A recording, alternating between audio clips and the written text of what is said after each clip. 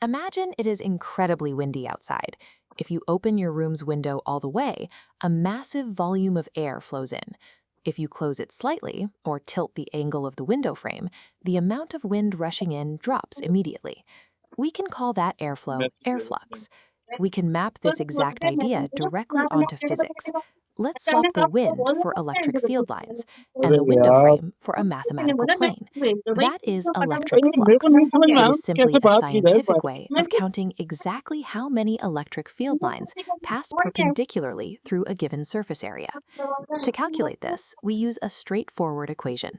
As you see on screen, the formula for flux, denoted by the Greek letter phi, depends on the strength of the electric field, the size of the area, and the specific orientation हाँ 2 minute defined by कुछ theta. Recording चल रही है That red theta is defined by the area vector. In physics, every surface has a specific direction that always points perpendicularly, or normal, away from the काम नहीं surface. कर रहा मैं कौन सा खा के When बैठा हूँ electric field बाहर lines से hit मंगा a लेंगे surface मंगा लेंगे head-on, the field lines and that outward area vector are parallel. The angle between them is 0 degrees, which yields the maximum possible flux. Let's apply this to a standard numerical problem.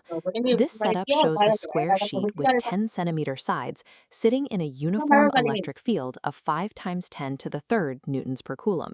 The normal vector makes a 60-degree angle with the field lines. To keep the units consistent, we convert the 10 centimeter sides into 0.1 meters. Squaring that gives us an area of 0.01 square meters. Now we run the math. We multiply the electric field by the area and then by the cosine of 60 degrees, which is 0.5. The final flux is 25 newton square meters per coulomb. Combining accurate unit conversion with the correct normal angle ensures a precise result for any 2D flux problem. We can now look at 3D geometry with a cylinder placed parallel to a uniform electric field.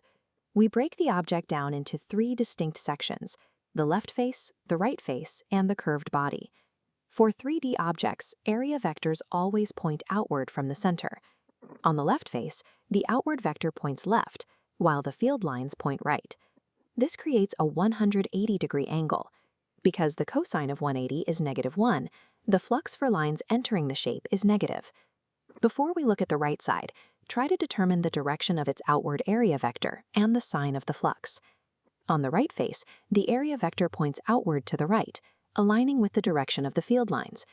This 0-degree angle gives us positive flux, which is the standard for lines exiting a shape. For the curved body, the outward vector points straight up or down, forming a 90-degree angle with the horizontal field. Since the cosine of 90 is 0, no flux passes through the body. Adding these together, negative EA, positive EA, and 0, shows that the net flux for the entire cylinder is 0. This 0 flux result tells us something specific about the relationship between the field and the object.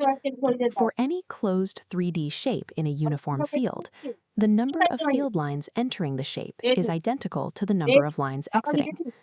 A net 0 flux confirms that nothing is trapped. The field simply flows through the system. This infographic summarizes the primary components of electric flux. You can use this as a reference for your practice problems. Our next video covers Gauss's law, which provides a more efficient method for calculating flux in complex systems. Visualizing these field lines makes the mathematics intuitive. If this breakdown helped you understand the concept, like and subscribe for more physics guides.